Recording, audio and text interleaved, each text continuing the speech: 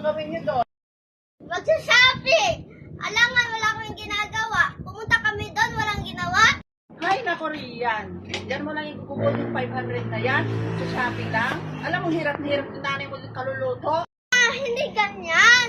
Dapat social ako sa mga kaibigan ko. Bigyan mo na ako ng 500. Anak, Rian, wala ni piso akong pera dito, anak. Subukan mong bumali kung kay Manang kung bibigyan ka. Try mo. Ay, mama! Marami mong dahilan. Sige na nga, buda nga ako kay Manang. Manang, paano daw si mama ng 500? Pangkasal ko lang yung doon. Paano yan, B? Wala pa tayong benta. Kauumpisa pa lang natin nagluto. Wala akong maipapabali kay mama mo. Ay, Manang! Marami mong dahilan. Ako magagawa kung wala pa tayong benta